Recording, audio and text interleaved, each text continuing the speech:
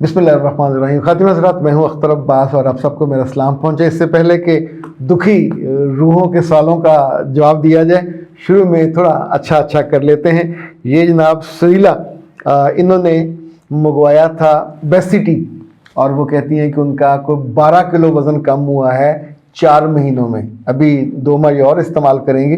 मेरे बच्चे से ज़्यादा ना कम कर लेना, फिर अगर खुराक में आपका तवाज़न ना रहा तो ये जिल्द ढलक भी सकती है। वज़न बढ़ते हुए पता नहीं चलता, कम होते हुए बहुत जालमना तौर पे। पिछले दिनों मेरे एक बहुत अजीज़ दोस्त थे, उन्होंने कोई स्वीट किस्म की डाइटिंग की, ये जो बड़ी यकदम सब कुछ रोक के एक चीज़ खिला देते हैं। तो आप सोचिए कि जब वो मिला तो लग रहा था सदियों का बुढ़ा हुआ है, यानी जिल्द ढलकी हुई थी, इवन यहाँ पे। तो कभी भी ये जो क्रैश प्रोग्राम है डाइटिंग का, इसको हाथ भी लगाना चाहिए। ये बहुत नुकसान देता है। यानी आमतौर पे कुछ महीनों के बाद आप फिर उसी हालत पे, लेकिन आपकी सेहत अंदर से खौफनाक और ख़तरनाक नताइज आपको भुगतने पड़ते हैं। तो ये तो बहुत ही सेफ है, चूँकि कुदरती अज्जा से बना हुआ है। और ओबेसिटी नाम भी बड़ा शानदार, ओबेसिटी कायनात हर्बल का प्रोडक्ट है, मोजज़ाती असर दिखाता है। और जब मोटापा थोड़ा होने लगे तो फ़ौरन आप इसको अपनी खुराक को, यानी एक तो सबसे बड़ी बात है कि सूरज ढलने के बाद खुराक खा के उसके बाद ना खाएं, फिर सैर वैर भी हो जाए। जितना सोने से करीब खुराक खाएंगे वो आपका चरब भी बढ़ेगा, वज़न भी बढ़ेगा। और दिन में मैंने अपने घर में देखा कि एक थर्मस हमारा गर्म पानी से भरा रहता है, तो आते जाते जिसने पानी लेना हो हम उसमें से लेते हैं और उससे बड़ा फ़र्क पड़ता है। आप बिल्कुल, जो जिल्द है इसकी ग्लो भी रहती है। मैं तो सुबह जब सारे सो रहे होते हैं, और अब ये वीडियो मेरी बेगम ना देख ले वरना पकड़ा जाएगा, तो जब सब सो रहे होते हैं मैं नमाज फजर के पहले या उसके फ़ौरन बाद नीचे किचन में जाके तो गोल्डन दूध तैयार करता हूँ। अच्छा, गोल्डन दूध में वैसे तो 3-4 चीज़ें ज़रूर होती हैं। दूध है, उसमें आधा चम्मच या आधे से थोड़ा सा कम हल्दी जो है ताज़ा पिसी हुई, खुद ही पिसवाई हुई है, वो डलवाता हूँ। इन्हें अपने हाथ से डालता हूँ। फिर थोड़ी सौंफ डालता हूँ, जो दालचीनी है वो डालता हूँ, इलायची डालता हूँ। और बाज़ दफ़ा 1-2 ये जो होते हैं क्या उसे कहते हैं, वो जो ब्लैक से होते हैं। और फिर आग बचा के देसी घी का चम्मच भी डाल देता हूँ, तो उसका मज़ा बड़ा आता है। शक्कर वक्कर में नहीं डालता, ना चीनी डालता हूँ। और वहीं खड़े खड़े आराम से उसको थोड़ा सा पिया। फिर जो हमारे यहाँ ब्राउन ब्रेड आती है, ब्राउन वाला भी, जो मल्टी ग्रेन वाली, उसको फिर एक आध ब्रेड लेके डुबो के आराम से खाया। या मुझे इनके जो ज़ीरो वाले हैं बिस्किट डाइजेस्टिव के, वो उसके 3-4 फ्लेवर हैं, वो बहुत पसंद है। तो मैं तो उनको ये करता हूँ कि बिस्किट डाल के चाय में या दूध में घोल देता हूँ, वो बहुत गाढ़ी हो जाती है। अच्छा, अब किसी के सामने तो ज़ाहिर है ये बंदा नहीं करता, लेकिन उफ़ अल्लाह, उसका तो घूंट ऐसा होता है कि आपको लुत्फ़ दुबाला हो जाता है, कहाँ से चली कहाँ पहुँच गई। ओबेसिटी मंगवाने का नंबर नोट कर लीजिए, 034165782626। अच्छा, मैं कभी कभी तो सच्ची बात है खुश होता हूँ कि आई एम ब्लेस्ड कि मैं इनका ब्रांड एम्बेसडर हूँ। जितनी इसकी तारीफ़ होती है और जितना इसका लोगों को फ़ायदा होता है। ओके ना। समिया, सर मेरी शादी को 4 साल हो गए हैं, मैं हर तरह से कंप्रोमाइज़ किया मगर मेरे शौहर ने दूसरी शादी कर ली। मैं बहुत परेशान हूँ, क्या करूँ?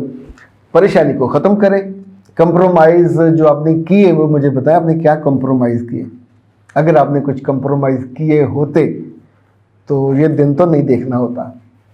लड़कियाँ आम तौर पे जब लव मेकिंग में कंप्रोमाइज़ करती हैं कि जी मेरा दिल नहीं चाह रहा है, मुझे बुरा लगता है, ज़हर लगता है, अपनी माँ को भी यही बताती हैं, मुझे भी आके यही बताती हैं कि मैंने कंप्रोमाइज़ कर लिया। तो मेरे बच्चे, एक मरी हुई डेड बॉडी के साथ मेकिंग लव करना कंप्रोमाइज़ नहीं है, it's a killing of relationship.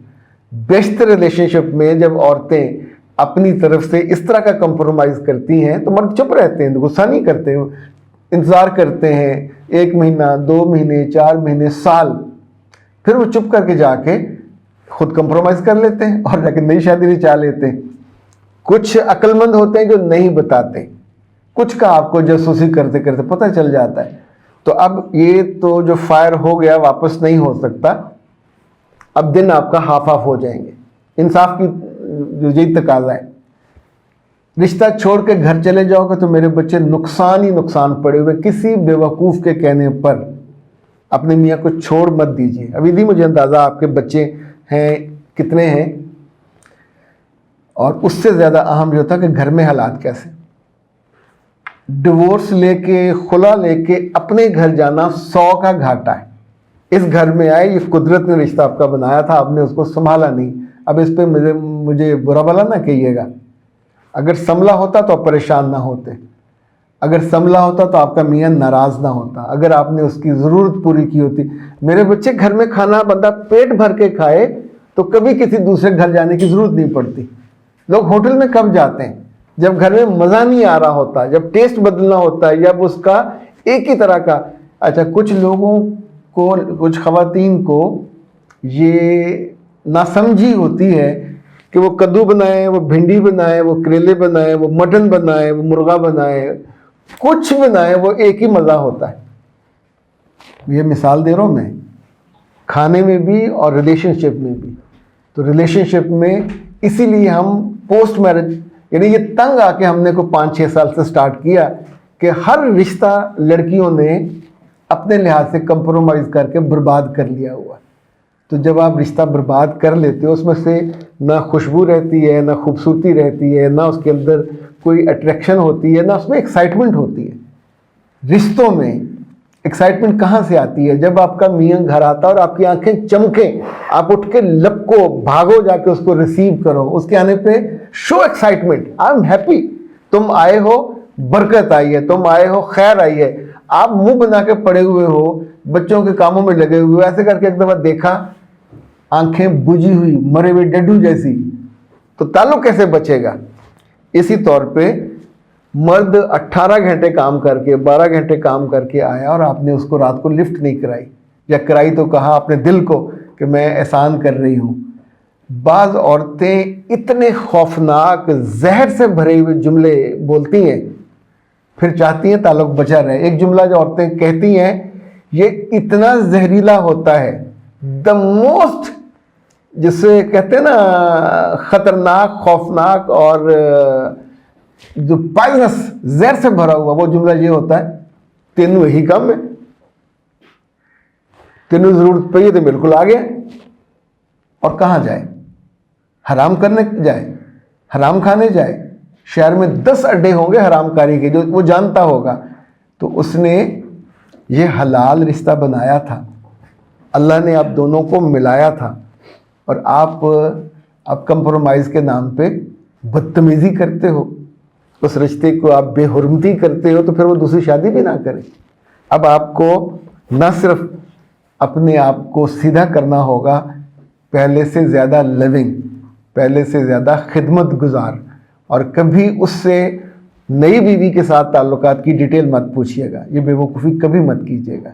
जब आए तो ज़्यादा उसके साथ अच्छे बने, ताकि अकेले में उसको कंपैरिजन का जब हो तो नंबर आपकी तरफ आए कि ये पहले से बदल गई है, बेहतर हो गई है। ये अब रिश्ता इसी तरह कंप्रोमाइज़ चलेगा। ये है कंप्रोमाइज़। इजाज़त दीजिए। अस्सलाम वालेकुम।